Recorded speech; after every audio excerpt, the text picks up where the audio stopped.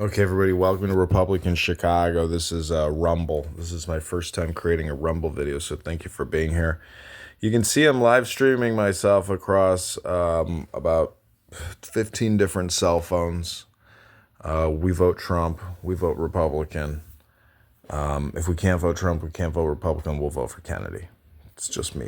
If Trump could be president and Kennedy could be vice president and then Kennedy could become president, I mean, that's the ship we need to write. 8 years of pragmatism, 8 years of paying down the debt and getting the financial ship righted, and then eventually getting rid of the Federal Reserve and all the Fugazi congressional amendments.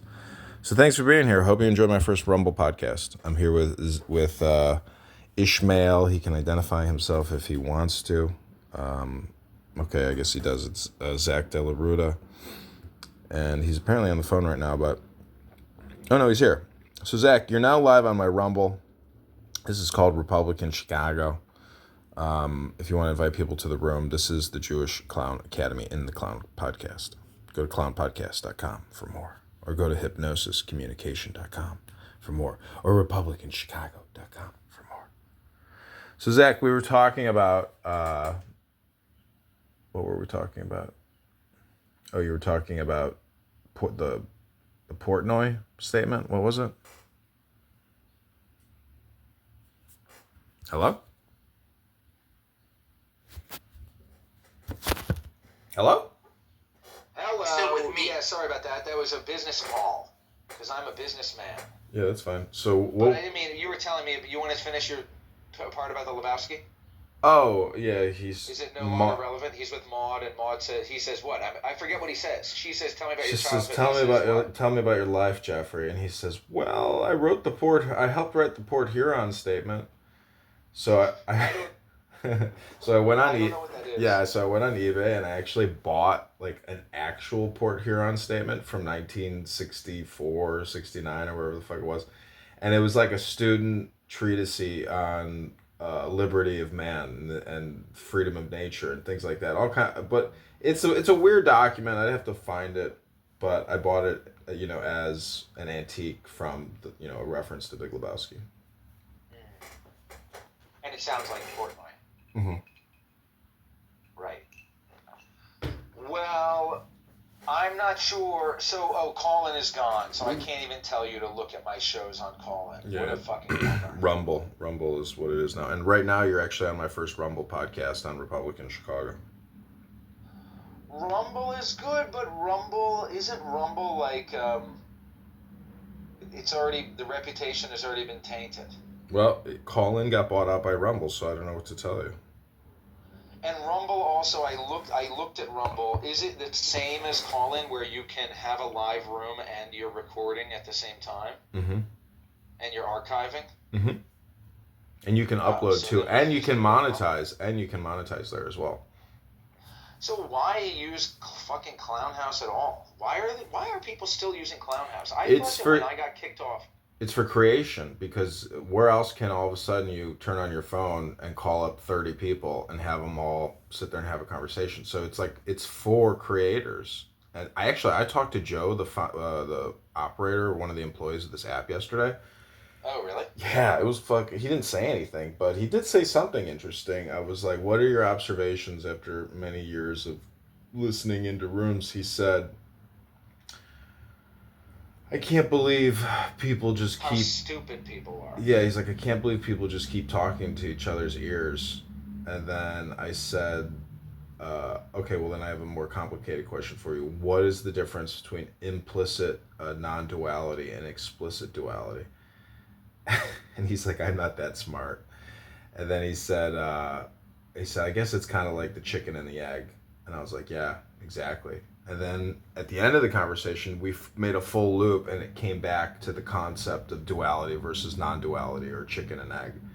And I was like, wow. What was the context that you were talking to this person in? He came into a Jewish room, and then I started telling him, I was like, what's up with you? I was like, you and your co-founder, you're like LGBTQ Adderalls.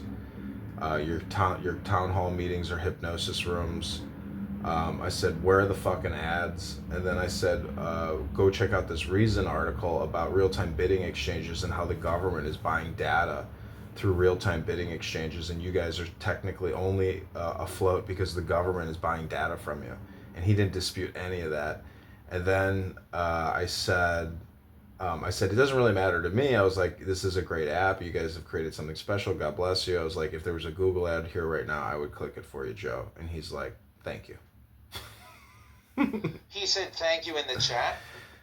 In the chat, or he did actually communicate with me and other people in the room briefly. Then he left. He spoke with his voice. Yeah, I have it on recording. Oh, interesting. Yeah. So they're floating around here. Yeah. They're clowns. They're clowns like the rest of us. Yeah, but he might be smart because he knew the chicken and the egg thing. So he's not. Right. He's not dumb. Yo, finally, John, what's up? Cuckoo. Oh, this is my man. You blocked me on my Instagram. Apparently, you couldn't stand screenshots. Some sort of weird folder for some. I don't know, what was it? I used you for a folder as if it's putting any. I'm just annoying you, Cuckoo. I was intentionally annoying you to prove to you that I you're. I was gonna say that or the other thing, so it's either or. It's fine. It's okay, bro. I was gonna say I can make you a special account just for you, where you can put all that stuff into. Okay? No, dude, it's just to show you like how annoying I can be. Bro. Either or. What was it? So Zach, Cuckoo knows somebody. He knows a guy that works at Netflix who's like a successful actor. Not just one guy. Not just one guy. But anyways, Cuckoo wants to collab, and he wants to get a script created. You know what's funny about this? That it could have already been done, and we could already be rich and famous in those 2 weeks. Yeah, but it doesn't matter because I proved that you're not. You used me as your weird folder, and I knew you were gonna say that. Well, I proved that you're not worthy of you're not worthy to even work with. I knew you were gonna do this. I knew it, John. How'd you know? Because it's either or, man. It's either or. It's fine, girl. Anyway, so we could have already been rich and famous, but you I already am rich and famous. It's you who's working on it. That's a you problem, buddy. You are not rich and famous. I am rich and I am famous. People would know you. Oh, people do know me on this app. They fear me. They love me. And then if a crowd forms, trust me, then you're famous. But you're not famous, okay? Nobody knows. All right, Cuckoo, we're having a business meeting here. We're talking business. We're talking business. This is your podcast. This is your little podcast you always make. We're talking business here. It's not a podcast. It's something new. I mean, it's a live streaming from Clubhouse rooms. Right. That's what it is. I mean, a podcast. Cool. I like it. I think that a podcast has to have some sort of time limit. And I think that there has to be some sort of topic. I mean, maybe interviewing people. What I really want to do, Edmund, is I'm just going to keep calling you Edmund, if that's okay with you. But I'll call you John sometimes. But what I want to do is I don't really want to do interviews. Yep. I want to just talk about different shit. I want to just have it be me. Yeah, we'll get a Rumble account and just do. You should have a Rumble account. I know, but it can't. Well, no, but I would like to have the ability to post it afterwards and have people listen to it. So I want to create something that has lasting value that people can re-listen to. Good luck. Nobody listens to shit. It's like the live stuff is the best stuff because it's the most real-time stuff. Anyways, talking about it all day long won't fucking get you the dinner. All you're doing is reading to me the menu. So send me your link so I can like it, share it, and subscribe. I love how you both are faking life right now and pretending to be super authentic. I mean, you've planned this, obviously. I'm not faking. Yeah, it's the thing. We're doing it right now. So it's happening in real life. Yeah, there's only the now, Zach. And that's the whole thing about the Tao. Beautiful. Like, I was thinking yesterday, John, or whatever the other name is, or if those are even your real names. Yeah, my name is John. Yeah, it's the names that can be named are not the attorney.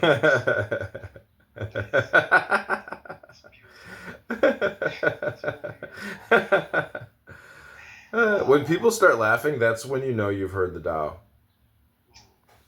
I bet that gets them wet each time when you say that. Oh man, if they're fat, it always gets them wet. How did it go with the fatty the other day? Yeah, I brought her home and I de-lesbianated her. Supermodel. De-lesbianated. It's like Victoria's secrets, bro. After we were finished, I took her in the shower and I was like, "Do you want me to shave your armpits?" And she had the biggest bushes under her pits, and she's like, "I'm actually really impressed that like you're not angry or upset over my hairy armpits." I was like, "Sweetheart, this isn't my first time at the hairy armpit rodeo. You're not special." Was she fat? Oh yeah. Doesn't that take away from it? She had like a nut. It was too much fat, but I was still working with it because like prior to that I had fucked another fatty, so like I got on the fat train and I was like, well, we'll just keep the train ride going for a little bit, then I'll get off. But she's a doctor. I mean, I've done that. She's a doctor, so like I had some, there's some sexual social engineering, like the truth is like, I don't. Oh, Daniel Nero's here. Hi, Daniel. So, Daniel, we're filming a podcast right now, FYI. It's on Rumble under Republican Chicago. I don't need to talk about my sexual encounter with the fatties. So cool. I love it, John. John, what do you think about the name for the show, The Fallen Log? Sounds good to me, but the log is a metaphor for the man, or a pole is actually a great metaphor for a man or a person. Does it sound too much like a dropping turd? Yeah, what about just the log? Sounds like you're taking the Cosby Kids to the beach, which I'll probably have to do shortly. Right. Just log. Hi, Daniel. So, Daniel, tell us your worldview, because that's what Darth Dawkins asked me on stage. I told him my worldview, and then I think he immediately had like a shitstorm and kicked me out. Or I asked him what his worldview is. I can't remember. I think he asked me what my worldview is. I was like, that's a very complicated, difficult question to answer, but I will try. Anyway, so Daniel, Nero, what is your worldview? Shalom. Well, I'm a Jew. Yes. But what? Okay, that's fine. But like, what if you're a Jew? Then, but what are your? I guess, do you have any mystical understandings?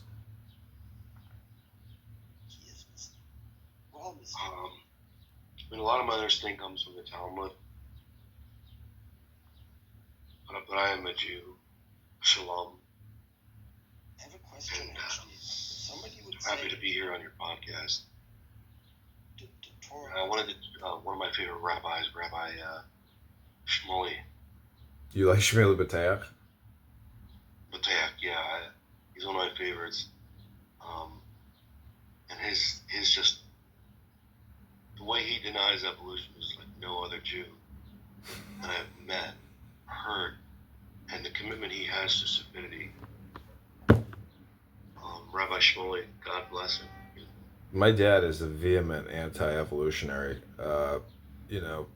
person as well. And he actually, the thing is, my dad's arguments, because like him and I got baptized in this Christian church. It's like a Jew for Jesus church, but the founder of that church is very smart, and he did spend his whole life studying and creating content. And his explanations that refute evolution with regards to just unique little tidbits, like, birds and the tracking and the flying. Like, there's just so many things that, I guess it comes down to genetics. Anyways, the whole thing is, it's interesting to hear the critiques of evolution using, like, logical proofs about situations or organism environments, environment organisms. So it's like, when you hear those, you're like, that does kind of refute evolution. And there's so many of them where, those things do get interesting once you start seeing a pattern which is anti-evolutionary. So then I think it brings you back into the simulation theory, or what a lot of people call Calvinism, I believe. So what do you think about simulation theory, or the fact that like now we're augmenting reality? So do you think there is like a base operating system at play here? Or is that just God? Yeah, that's a great question, by the way, John. And by the way, thank you for having me. And I do wish you great luck and success on this venture of yours. And I have no doubt that it's going to be extraordinary. I was a simulation theorist at one. I remember those days, but I have changed my view. I'm a stimulation theorist. I think that there's more about stimulation than simulation. Simulation is like a one-way. It's a one-way communication. There's nothing to be stimulated. It's just It's just a viewing. It's a dispassionate observation. When I started looking into I know, but when I left Daniel, the simulationist would say that the stimulationist is already incorporated into the simulationist. Yeah, fair enough. When I left Hasidic Judaism, I began to. That's when I was a. Again, I want to remind everybody this guy is probably not when I a started Hasidic Jew, explore and he's different this is taboos, his different- LARP or whatever. Look, I was forbidden from looking at Pornhub. I was forbidden from looking at dirty magazines. I was forbidden from looking at certain VHS tapes. Dirty ones? Perhaps we won't get into vivid detail about the nature of those tapes, but anyway, one of the tapes was actually my mother and my father, and that frightened me from pornography altogether. That's a whole other can of worms there. But mom and dad did their own little thing going there with their little VHS. But look, when I started stimulating myself, and I said, hey, why stop there? I started anally stimulating myself. I started mentally stimulating myself. I started penilely stimulating myself. And I said, you know what? Now I feel like a fulfilled Jew. And I felt like it was more about being a Jew. More about being a Jew. And I thought about the Exodus, and I thought about the liberation. And I said, I have really, from traversing this chasm between simulation theory and stimulation theory, this is my Exodus. This is my journey out of Egypt. And now my orgasms are better than ever. And my prostate is in better health than it's ever been. Shalom.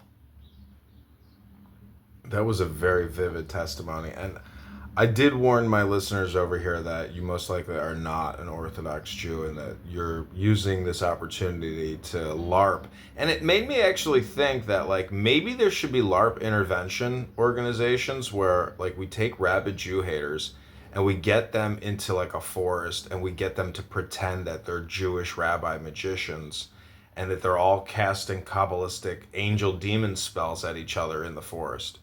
And then we take a bunch of, I guess, Jewish, rabid, Palestinian, Muslim haters, and we get them to LARP being Hindus, or we get them to LARP being Buddhists and Taoists, or we get them to LARP being Christian Christ killers in order to give them the opposite of what it is that their cultural conditioning is. So we would call it the Cultural Conditioning Academy. Or the Cultural Reconditioning Academy. What do you think about that? Cultural conditioning camp? Because then it could be KKK. I love that idea, Ishmael. That's even more provocative and a better marketing strategy. Daniel Nero, what do you say about our marketing strategy for our new Clown Academy? I think it's incredible what could be done if you had people pretty just. gay. It's super gay. I just wanted to say this. I felt it from the very beginning. I don't want to say thank you, but thank you, I guess. See, Cuckoo. The Gay Clown Academy. Cuckoo, this is a reality television show where we get a bunch of neo-Nazis to come in, and they're getting paid very well, and then they dress up as a bunch of LGBTQ queer trans, and then next thing you know, these Nazis became gay, and they became trans because they LARPed it. And then when it's all said and done, you do the follow-up interview, and you're like, the after action ready, and you said, how do you feel? And they're like, I don't think I want to be a Nazi anymore. Because conditioning is real, Cuckoo. Yes, okay, but listen, who's your favorite all-time basketball player? Michael Jordan. Okay. What about Pistol Pete, man? John Stockton. Larry Bird. I've been to Larry Bird's hometown in Indiana. It's called French Lick. It's where all the Chicago Mafia used to go. Oh my God, CAA Director Burns is here, my boss. Hey, Dr. Burns, how are you doing? Welcome to the podcast. My boss, what? What is this? Yeah, this is the head of the CIA. Oh, nice. I love it. He gave some great congressional testimony. Hi, how are you doing, Dr. Burns?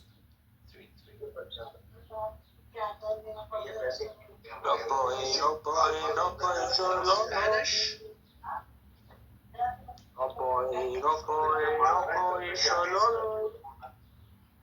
You've hypnotized everybody on this fucking app to be saying Rabboinoi Shaloi. I know.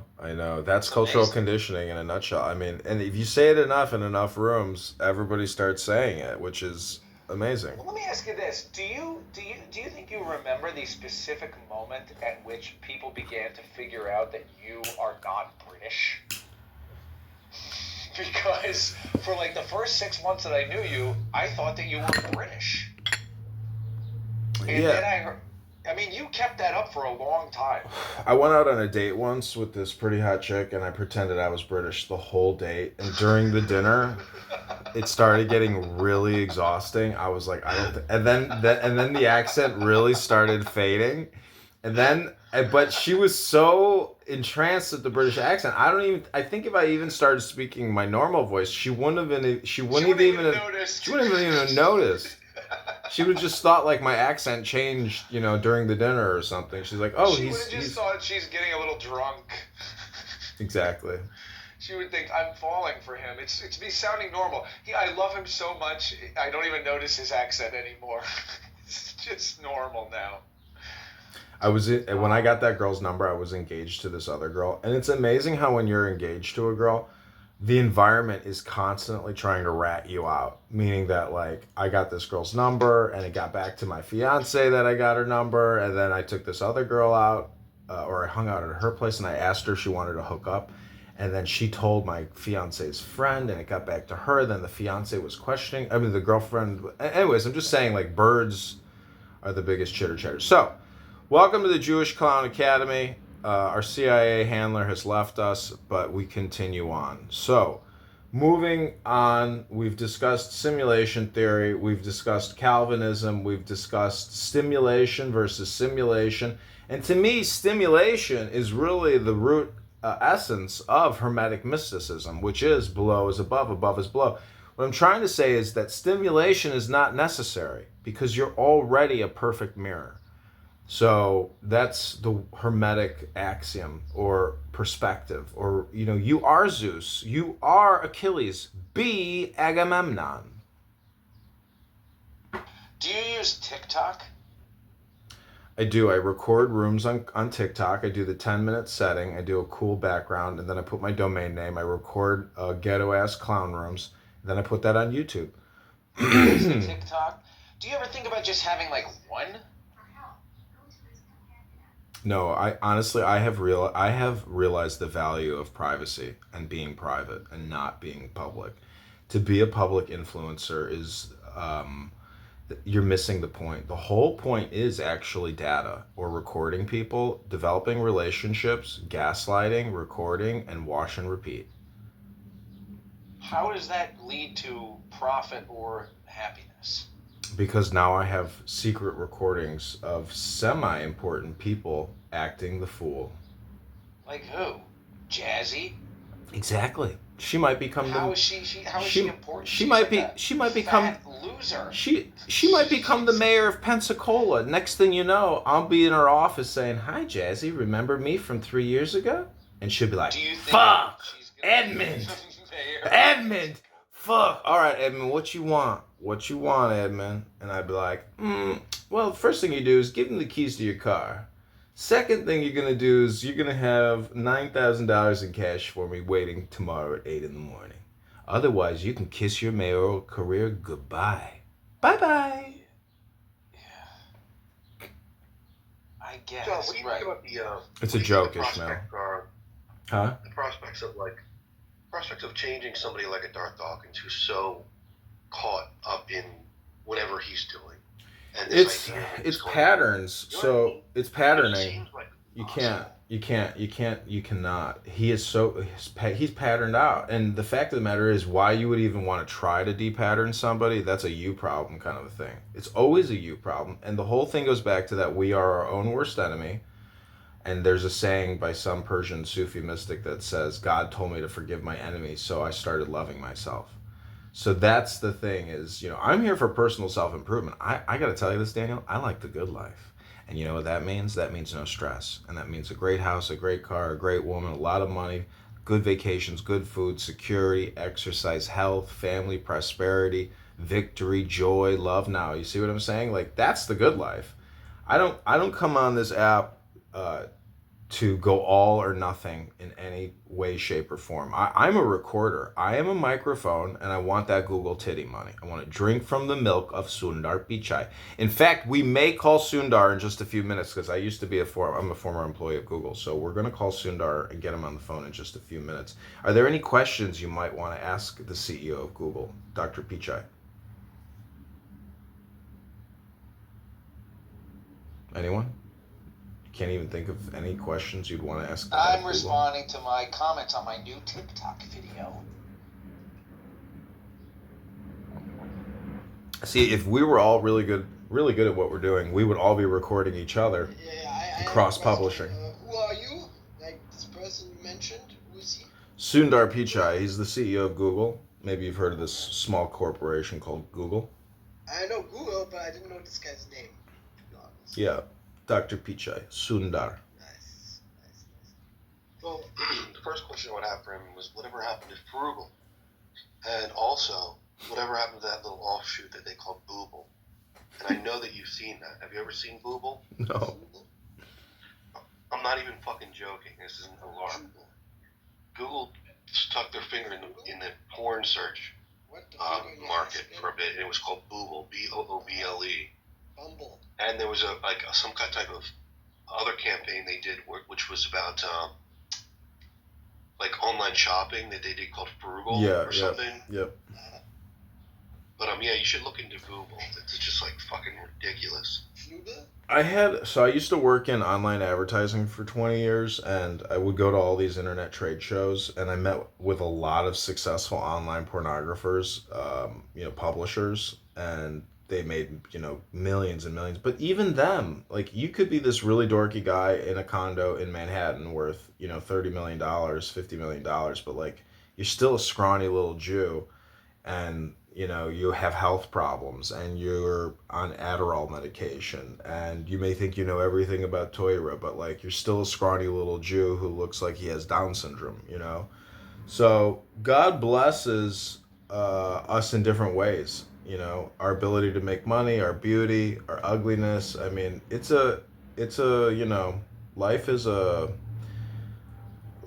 tragedy, but it's a comedy. And everybody's born penniless, and everybody's going to die penniless. So, the pursuit of wisdom is a very valuable endeavor in one's life. And wisdom is very simple. It's not as complicated as we think it is. And most people never pursue it because it's just not an interest. And there's 100 million different mediums and pieces of content to look at, which are constantly competing for your eyes. So I have accumulated about 1,300 books of high-value wisdom, which is really all just reframing material or ways to scramble your brain to bring you back to the now. And ultimately, I don't want to have any real fixed position. I think it's better to just be a recorder in life and let other people do the clowning around while I pursue, interesting academic studies. But I can say that just like a couple years of doing this, the whole thing does boil over, or it refines into emotional intelligence, meaning that how strong is your will? How strong is your personality? How strong is your identity? How strong are you? Because if you're really strong, you're not going to come on here, or if you're really intelligent as well, you're not going to come on here and waste your energy screaming into a microphone, or you're not going to listen to things which are causing you emotional stress. So emotional control deals with the chicken and the egg thing, and that's what Joe, the founder or the runner of this app, employee of this app, was talking about, where the chicken and the egg thing deals with duality and non-duality, or unity with God, or separation from God. And God is a peacemaker. Blessed are the peacemakers. So all these people on this app that are having mood swing disorder all the time and emotional distress, they have not done the gnosis, or the unity work with God. And if you look at the word gnosis, it's know. That's the first word, know, and then is. So is knowing, meaning what do you know and what do you understand? My name is John. I've read the book St. John a couple times, and when you read the Gospel by St. John or you read the Revelator, the book of the Apocalypse, I'm glad my parents called me John because, like, that's a great legacy. Um, John was the forerunner to the King of the Jews. And it's just such a trip because it's content, and like Cuckoo's like, oh, we need to create a new script. It's like, bro, the greatest scripts are already been made, and a lot of those scripts haven't even been made into movies. I mean, when was the last time you saw a movie about John St. John? I mean, I never seen it. I've seen a lot of like Mel Gibson, Christ, murder fetish movies, but I've never seen a movie on wisdom. I never seen so. There's a lot of exciting things that can happen in the future because the wisdom is just sitting there and it's never been put on the movie screen, but it should be. It's not secret. It's right there. So I don't know. Those are my coffee and blunt comments of the morning. Welcome to the Jewish Clown Academy. Yeah, absolutely, John. I mean, there's a lot there. So seldom are these prophets amongst us recognized. It makes us wonder. Ed, by the way, welcome. And I wanted to say that Ed is like that for me. He's like my St. John, as opposed to my Jesus. He's just someone that has been unrecognized on this app. I've known him for years, but the wisdom that comes from him is extraordinary. And we would love if you would come and join us, Ed. To what do we owe the pleasure of your company? Greetings, brother. Come on up. Let's have a... Daniel, I will also just point out that like I am just a guy in my underpants. I am no prophet. I am a spiritual entertainer in the same way that Alan Watts is a spiritual entertainer. But my shtick is I call myself a self-actualization comedian or self-actualization philosopher, or what like Mel Brooks said in History of the World when he said, "I'm a court philosopher," and she's like, "Did you bullshit last week? Did you bullshit this week? Are you gonna bullshit next week?"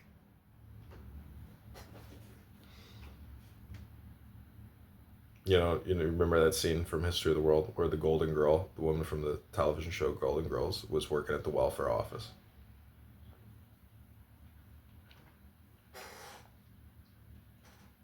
Absolute classic film. I mean, I could go on for hours about it. Ed, why don't you come on up here so that I can have a brief natter with you, a little water cooler talk, Ed, and it's about escorts and tomato juice. Guys, have you seen the movie Vacuums by any chance? No.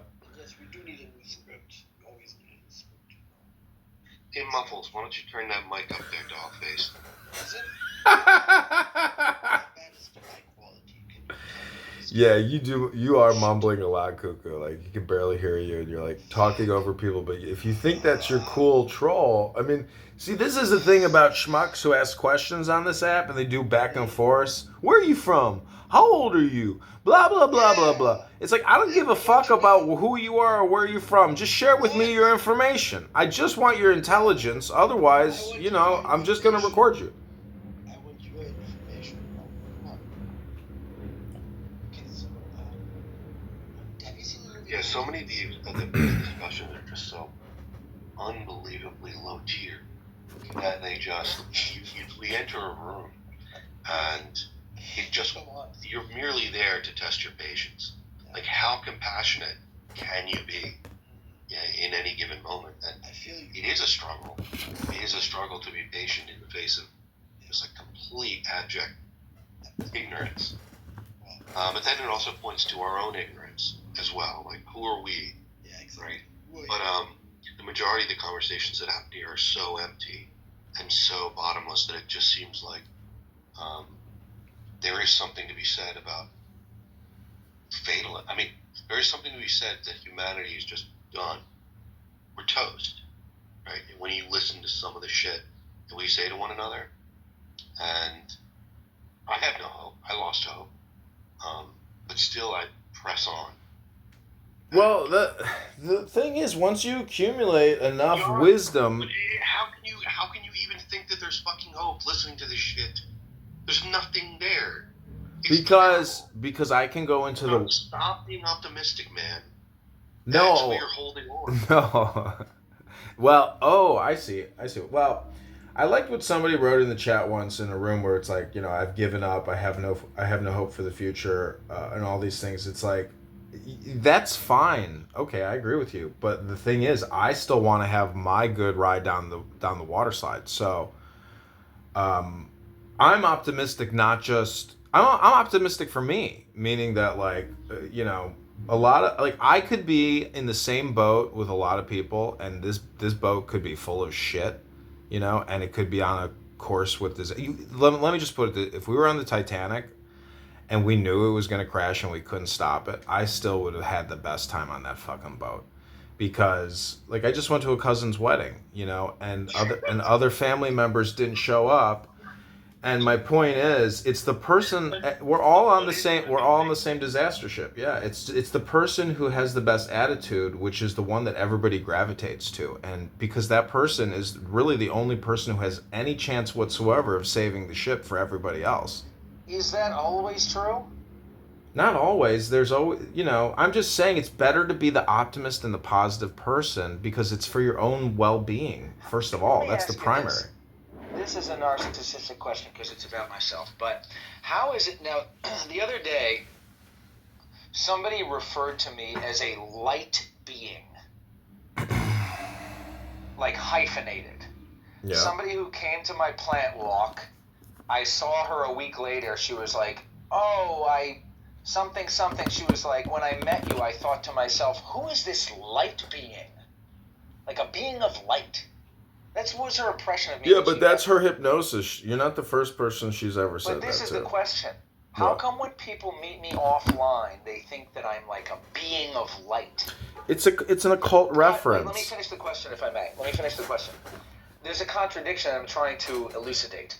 When I meet people offline, they perceive me as a being of light. When I interact with people online, even on Clubhouse, they often perceive me to be a jerk. Where's the disconnect here? It's the same thing. Everybody goes through that because this is the safe space where you can't get punched in the nose. And then in the real world, when there's a force threat which goes both ways, it's all different, This is audio simulation or stimulation, and real world, there's so much more communication because it's visual, it's real, there's a security component. So it's the reference in occult material says that the light cannot come out of the egg until you crack it. So basically, if you turn your mind into a bag of rags, that's one way to let the light out, meaning that you have no positioning. You have no perspective. You have no opinion and no judgment. So from that perspective, you are the one. You are the Neo in the Matrix. You are the light being, and you can penetrate into people's souls. So that's the magic power of being a light bearer, and if you want to enhance the magnitude or the luminosity or the numinosity of your light, you have to do inner work. You have to do emotional intelligence training. I've used a lot of occult materials to do emotional intelligence training, and it is a reframing or a repositioning, and it is magic. So when I say magic, I've used a lot of Thelema or Aleister Crowley material, but also just the Tao Te Ching in itself is enough. That book alone can unite you with the universe. And I did it on this app yesterday. I can do it again for you guys right now if you want. But the Tao Te Ching is probably the most straightforward hypnosis manual for gnosis or unity work with God, which is psychotherapeutic internal work, which will help give you emotional strength and personal character stability. It'll make you more dense. It'll give you greater gravity. Inshallah. Yeah, so you could look at Muhammad and see what he did, and it's the same story as Jesus Christ and other prophets who went into the cave, which is the metaphor for the mind. They stayed there for 10 days, 3 years, whatever, came back out, and boom, their gravity was amplified exponentially to the millionth degree. Next thing you know, the whole world was magnetized on them, and they went and they conquered the world in the material world. So this is essentially an alchemical formula for financial success. But what if it was physical though? Like if they actually went to the cave for 10 days? It's all metaphoric every single No, but time. really, like I know you're a literalist and a I materialist. It doesn't make a difference. We're here on a social audio chat app. We should be talking about metaphors, similes, paradoxes, parallels, etc. Should we though? We should be because that's what we are doing. That's what you're doing. What you're saying we should be doing. See, this is this big separation between the material and the psychological or the That's what you're philosophical. saying. That's what you're Can I, saying. Cuckoo? Can I pick? Do you write screenplays? I've started, so yes. Can I give you an idea? You just take it and make money. I mean, I don't make money.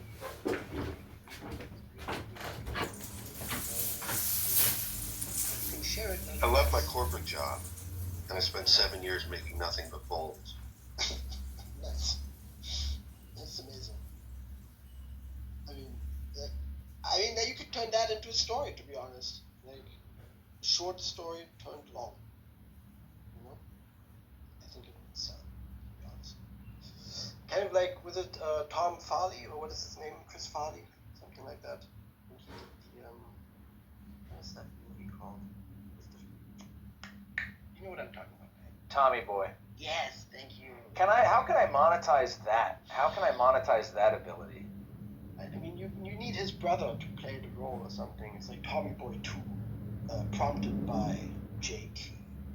I didn't really think that movie was very funny. It was. Except for Well, the boat scene. I didn't think that it was. No, but when the dad was... Have you ever heard of E Prime? John, have you heard of E Prime? Is your name John? My second name is Jonathan. So you could say that I'm also like John. John Jacob Jingleheimer Schmidt? You know. Because that's my name, actually. That was my name, too, originally at birth. Yes. Yeah. Have you ever met anybody named John Jacob Jingleheimer Schmidt? I'm sure I will never remember this. Well, Cuckoo, do you know who the first person to sign? What's the biggest signature on the United States Charter, our Declaration, our Constitution? John Hancock. Johnny Hancock. Yeah. So look at that name: John, hand, and a cock. So those are three Hermetic references. John is the Greek for Hermes, which deals with communication or information technology. And Kugu, I gotta say, you're very low on the IQ spectrum and also on the EQ spectrum. Do you agree with me, Kitty Cat? We're also on the volume spectrum. And the volume and the mumble. But he's German, though, Daniel, so we gotta give him. He's actually maybe smarter than we think. I'm half German, guys. I'm not like an old German, okay? You have the lowest IQ and EQ, the equivalent I'm pretty sure of the anyone exact I've ever opposite. met. So this is not a... Yeah. We're picking on you, Cuckoo. It's flipped, guys. Cuckoo, we do want to toughen you up. Because we don't want you wasting our time, and vis-a-vis, we don't want to waste your time. Okay, Cuckoo? No, nobody's wasting my time. Yeah, Cuckoo, look, the idea is that we have to initiate... It's like clubbing a baby seal because you are harmless. When we say something like you are, I mean, we look into your just glassy eyes and your cute face and we raise the club up and But when we do, in doing so, we are reading your picture. whatever it is that you're emanating, this dim odor. We're eliminating that from the earth, and we want to club you like a seal in front of everyone. You're a dumb son of a bitch. No, so Daniel, hold on, Cuckoo. Let me ask Daniel. Do you think? Hold on, Cuckoo. Oh, he had to leave. That guy was evil, guys. Yeah, I agree. Hey, Cuckoo, I've heard him get really angry. Am I penis gay? What's wrong with you, man? I knew an Indian man on this app whose name was Penis. Oh God. Do you know Penis, Edmund? No, but I know your mama. There was a guy whose name was Penis. P-E-E-N-U-S. Penis. Okay, I'm gonna do a gnosis, unless you're finished. But I just want to read a little bit of Tao to you. I'm never finished, to be honest. I can go for hours. Yeah, man, go. But let's write a script while we do it. Something with action. Wait a minute. I told you a minute ago. Yeah. I actually asked you lovingly and kindly. Oh, you want to I said, together? can I give you an idea? You can take it and go and make money. Oh, that's different than what I I just mean, said. actually, my idea is good. I said yes. I said Can yes. you do Mine the? is the money. Don't you I want to said- listen to me when I'm talking to you? I would listen to you when Go you're ahead, talking to listen. me. I mean, talk. I mean, I can't hear you. I'm listen. wearing headphones, so I'm listen. talking to you, and I'm hearing your voice. Actually, Ishmael, I you, think I so get it's- I think I understand now why he calls himself cuckoo. I don't even know if I should share with you this idea because it's actually a good idea. Go ahead, just say. Honestly, Ishmael, I could tell you the best fucking chicken franchise concept in the world, and you would never open a chicken franchise. I've got a lot of chicken franchise ideas. Did I tell you about that? Do you know about Japanese knotweed? Nah. Do you have that? Do you know any plants? No, not really. No, I don't know much about anything. I wonder if you guys have Japanese knotweed out there. Anyway, I've been. We got making milkweed. Japanese knotweed. Yeah, milkweed is edible. Milkweed is good. Yeah, we got that. Japanese knotweed range. Anyway, There's no so fish you want to milk? hear my movie idea? Yeah, you have it out there in Chicago. Fish milk? Do you know it? Fish milk. It's an Fish Indian sticks? dish. Do you like fish sticks? milk. It's an Indian dish. I would never eat any Indian food. I'm kidding. There's no I such only thing as eat fish milk. chicken tenders. Listen, this is how time is wasted. I mean, I wanted to talk to John about making a podcast, which could result Oh, in. yeah. Go for it. Then tell me the script thing or not. And Well, the script thing, I'll tell you, the script is just a story about me. I'm the star. Nice. What's your name? My name is Zach. Oh, Zachy. Okay. Yeah. So the story is about a kid from New York City who moves to somewhere, like a small town in New England, Portland, Maine, or some other town in Maine, Yes. probably, and then starts teaching about nature connection and basket making and something. We could change it, but this is what it is at its core. It's about. Maybe I should just write this book. I probably should just write this thing. I mean, I have so many. That's the thing. What is it? What'd you call it? A chicken franchise? That's a good term. It's Yeah. a fucking fried chicken. That's another fried chicken franchise. Yeah, it's a way to get out of the idea that like your startup business ideas actually mean something, because the concept is there's nothing new under the sun, that everything that is has already been. So if we were to look at the movie Free Willy or some other type of nature education movie, like your movie's already been made, but you want it to be about you. So what I'm trying to say is like all chicken franchises it's the same thing as liquor. It's the same chicken. It's all the same shit. It's the cult of same-o, which is same old It's a shit. different chicken, guys. It's a different chicken. Shit, my battery just went out. Cuckoo, I will say though that you are being very difficult intentionally, and that's fine. But like, if you're incapable of actually having rational, coherent, tangent conversations. Okay.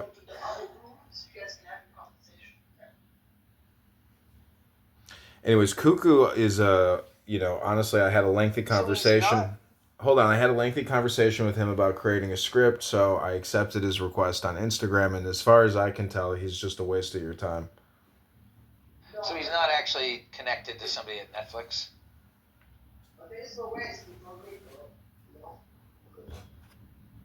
Is he in America? Is he Ishmael, I'll just say this as a person who has had actually successful businesses under my belt, nothing major, but enough to where it's like, well, I've had a good life so far.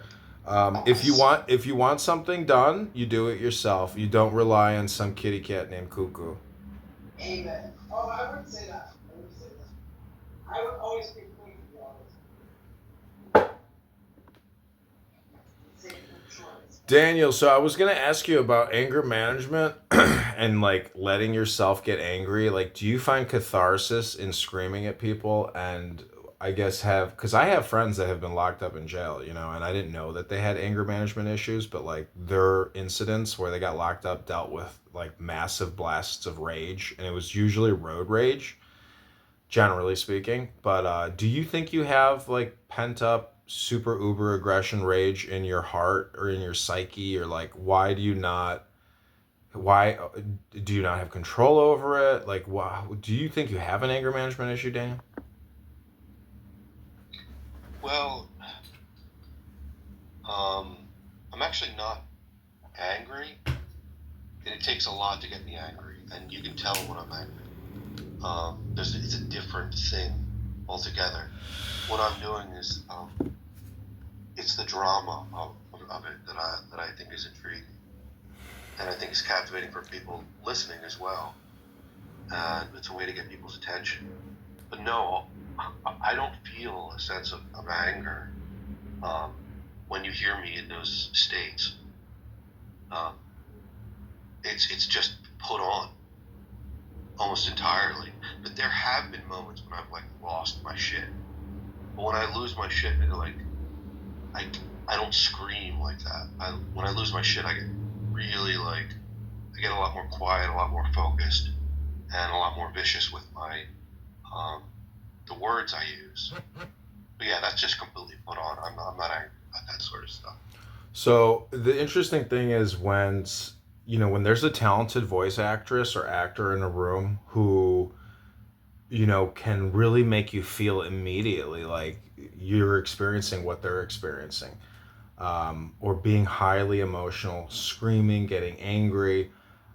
It's just amazing how that chicken and egg or organism environment organism, it reciprocates, and you are being made of water. Yeah. The vibration you receive, I mean, your body like takes on the emotions, so emotional transfer is real, and it's because we listen to it. And it's just incredible how this app proves emotional audio transfer. So words and the way that we emit them, all the varying ways, it's just incredible. So it kind of goes back to my hypothesis that I didn't create. I read in a book called All Communication is Hypnosis. Yeah, absolutely. I would say so, and I would say that is evidence of the case as well. But it's interesting that it's believable. So I got this type of rage. People hear it and they're thinking, "Oh, this is someone who's just unhinged at the moment." But when in fact, it's very calculated, and there isn't anything all that. There is something spontaneous about it, and that's what I enjoy. It has to be an element of creativity involved in it, but almost exclusively that is performative and spontaneous, and it's not hateful or anything like that. And I myself am not angry, though. I promise you that. See, this is the thing about the fact that most people are good and not bad, is that there's this meditation called self-remembering. You can look in a mirror and just like do a very self-centered, narcissistic, egotistical meditation, remembering yourself and thinking, oh, I'm my number one priority, because most of the time we are such givers and such compassionate, caring people, and we want to help everyone, So what I'm trying to say is that you by being very angry and very depressed or very suicidal, it's a manipulation. It's a communication manipulation, and people are so compassionate and giving that their heart goes out to somebody who they hear and feel is having such a hard time. So that's why I say you have to be very, very stoicism. In many ways, the elimination of emotions can help you in many ways, especially in the fact that the simulation is going to play out and the truth is going to come out. The truth cannot be heard. This is the whole thing about the Tao, meaning that the silence is the truth. So to me, when I hear communication, like you said, the gut instinct is to trust it 100% every time. But the truth is, trust nothing that you hear. Trust no one that you meet, especially the flatterer. And it's so easy for like Joe, the guy who, the co-founder of this app, he flattered me yesterday. He was like, "You sound very interesting. I'd actually really like to hear more about what you have to say." And wait, I'm a flatterer as well. No. Shut the fuck up. No, really, I am. He's in the middle of a story. I was listening. No, Ishmael, don't sweat it. The whole point is about anger management. So like what Cuckoo just did could set somebody off into a rage. And there's rooms like Yeah, that almost where fucking did. Jesus Christ. well, there's rooms like that where there's just one green bean moderator, and that person loves the power, loves the dopamine feedback rush from just continually talking and pontificating, and they're generally very low IQ. So it takes forever to get it. You'd be better off just reading the book. And that's the ultimate conclusion, is that for me personally, I've dropped out of a lot of things because I'd just rather read the book and leave it at that, because most people want to pontificate and opinionate and ask questions and waste all your time. It's like, just give me the meat and potatoes, and then we'll end the meeting. That's it. So that's the Jewish Clown Academy.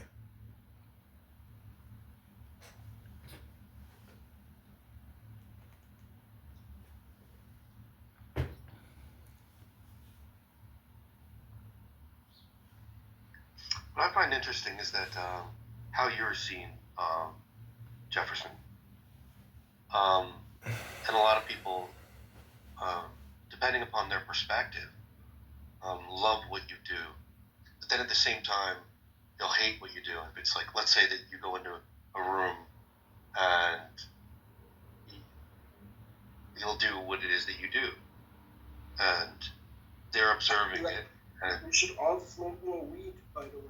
Okay? Smoke your own That's right. fucking daddy's dick. How about I that? think Jefferson really brings our attention to this idea that, look, it's not what he's doing inherently that is going to be either disruptive or trollish or provoking anger. And there's nothing inherently about what he's doing that's the case. And it's just, it's how you are interpreting it. And you can even interpret it. Let's say Jefferson was in a room where you have people that you just completely disagree with. You think that the conversation they're having is complete garbage. It's funny. It becomes funny, as opposed to something that people get upset about. But I do appreciate Jefferson very much, and hope that he continues to persevere. And I think it's wonderful. And Kwee, I mean, you really need to work on yours. He said cuckoo. Oh my god. So let me bring up the thing about Rabbono. Step into traffic, you piece of shit. Let me bring up the concept of the Rabbono Shel Olam, meaning that like the cultural conditioning, the clown house conditioning is real. You can condition people here through audio, and this is the whole root essence of Logos, the Word of God. If the universe was created with words, and words are numbers, it is equations, it is software. So our hardware updates are dependent upon your desire to open the books, because coming on Clown House isn't even Cliff Notes. This is just raw spoken word hypnosis with no real highly built back-end structure. Most people are not philosophers. They're not theologians. They're not highly educated on this app. Very rarely will you hear PhDs. I mean, and when you do, you recognize the fact that you slow it down and you're like, this is a learned person who is discussing, but again, it mostly comes down to emotional intelligence. So, I think this app can be beneficial for people's mental health. It can be beneficial for people's IQs. And when you do communicate with people, in a very transparent, honest, authentic manner, you do leave traces of your gas in their nostrils. And, Rabbono Shel Olam.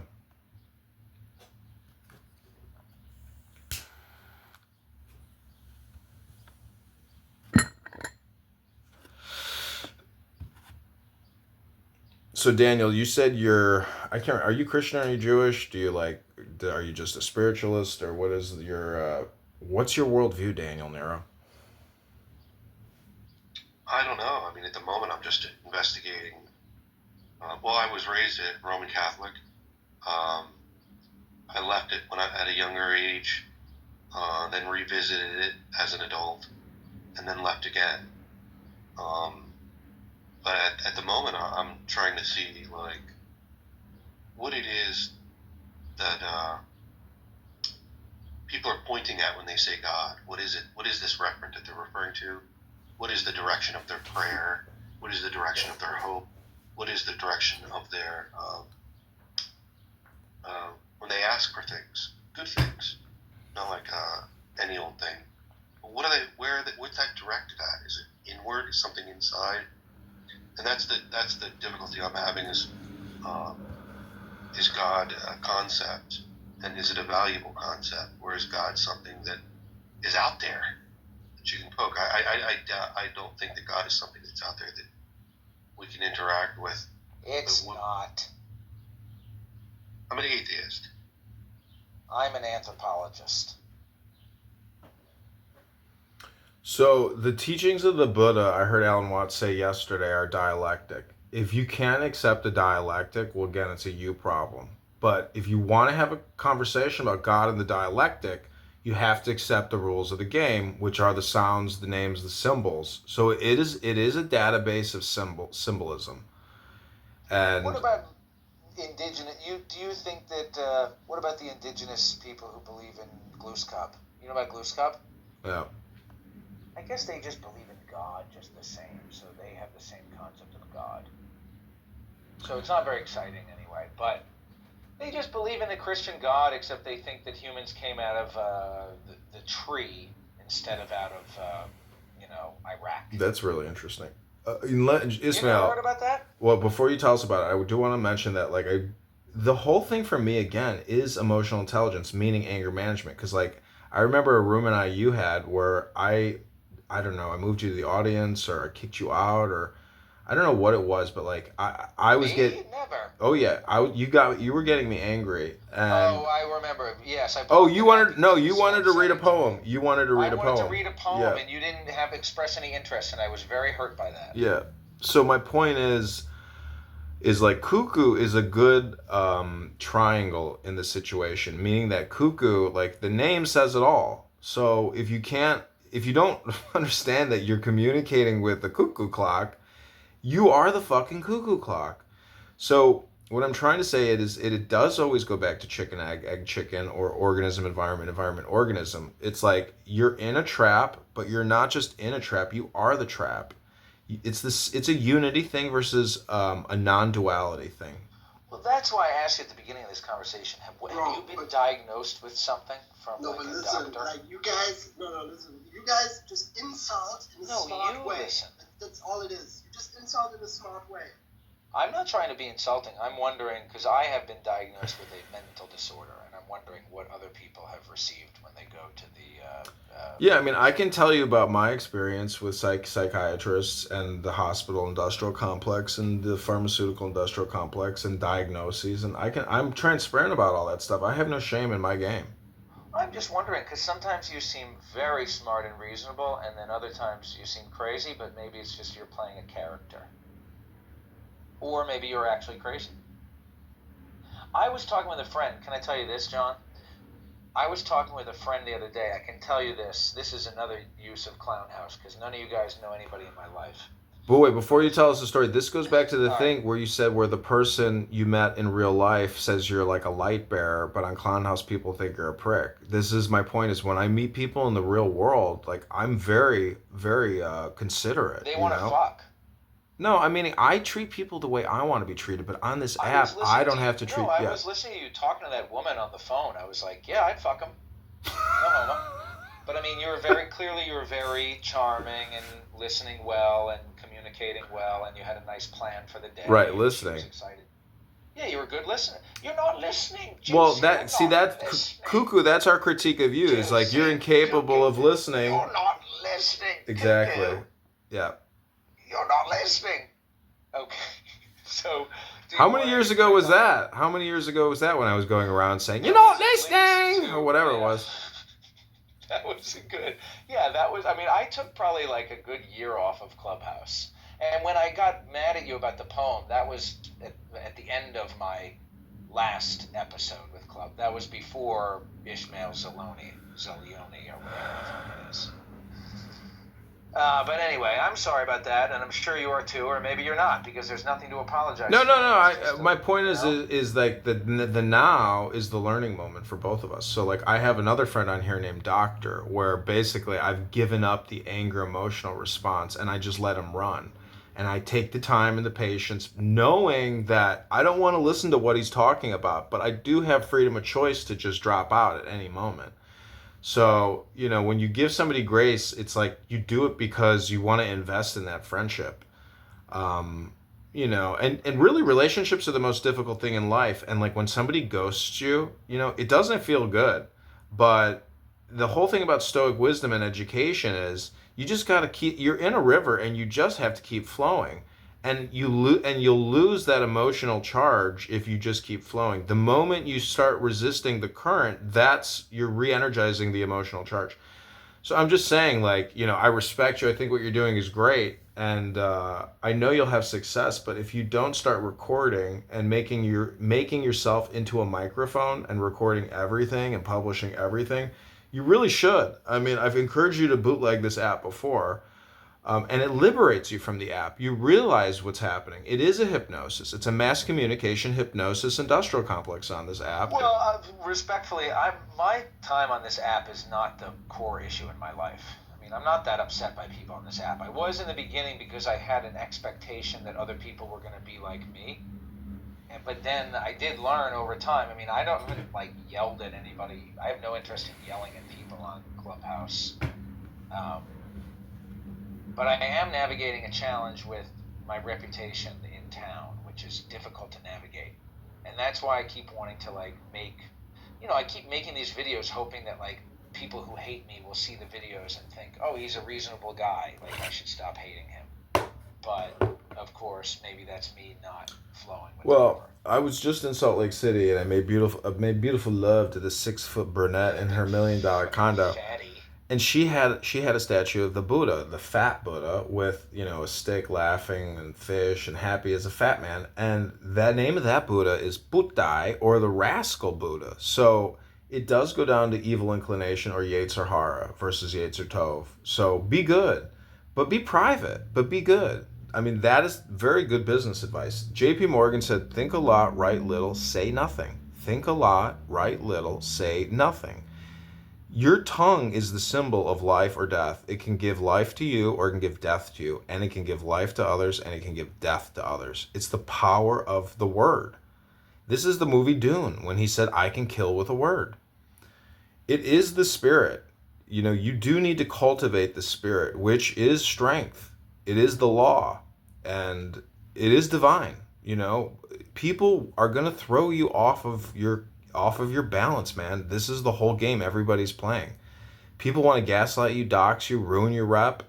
Okay, think a lot, write little, say nothing. That's the whole secret. And if you want to go on the attack, go on the attack. Be Hermes. Communicate.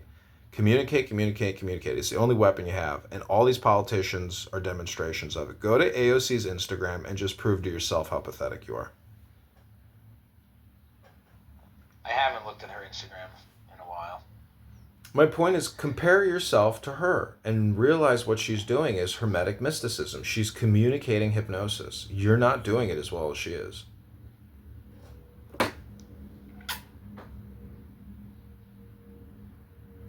I'm looking now. The point is, she live streamed. Christian. She's got a fucking cross on her face on Ash Wednesday. You think She's in a Catholic cult. Yep. You want to hear my story real quick and tell me if you think this guy's crazy or not? Go ahead. So I'll make it real quick. I have a friend who's a business associate. He's a colleague. He's in my same field. He has suffered harassment from the same legion of trolls, and I think that he has dealt with it more poorly than I have. And I was talking with him. He recently had like a series of breakdowns. I used to think this guy was like had it all together. He had a great business. I could go on. But then I was talking with him, and he said that he was the reincarnation of Blackbeard, the pirate, and that he roamed the streets of Portland in 1750 or 1700s. And he said, I remember all this. My wife, I dated her in 1855. He said, I remember all my past lives. So what do you think? At that point, disengage? No, that's still just LARPing. You think he knows that he is Yes, he LARPing? knows where he came from, which is his mother's uterus. He knows the name of the block he grew up on. He knows what his childhood bedroom looks like. He's a LARPer. Everyone's He LARPing. knows that he's not Blackbeard. Yes, So was that's he his. trolling me then? Yeah, he's But trolling also you. disengage also because he's not.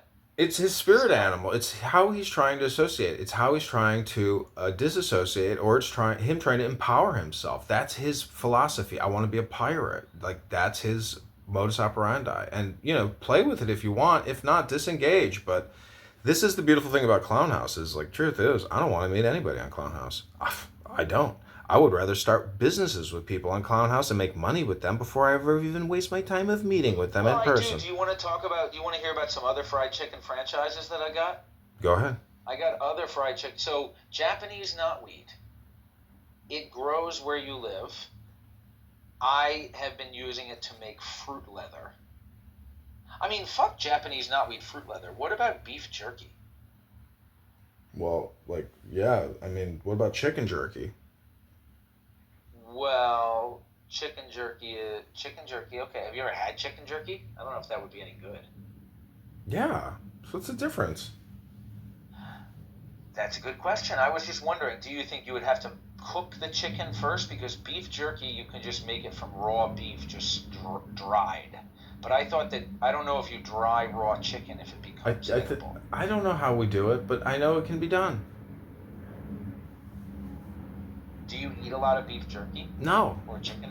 No, I eat chicken, So but when I you don't eat think- beef When you jerky. talk about making businesses, like is recording clubhouse rooms and posting them. Listen, on my Instagram? uncle was in the insurance business. He liked it because it was a paper business. It's no warehouse. It's no work. It's not real work. It's not doing anything for anybody. It's not fixing a car. We're talking about intelligence, information, technology. This is what we're doing now. It's a lot of it is psychospiritual work. A lot of it is hypnosis work. A lot of it is mass communication conditioning. A lot of this is just Tony Robbins' business. Don't you get it? Tony Robbins is in the hypnosis business. The Federal Reserve is in the Here's hypnosis another business. I worked for this guy, and I wonder if I want to just do. I mean, I don't know if you would want to do this business, but I did work for a small time for somebody who sells. He creates a pamphlet of local businesses that is to be put at high-end locations in regions around the country. Yacht clubs, country clubs, golf courses. It's like a placemat in the diner where they advertise mechanics, but this is a high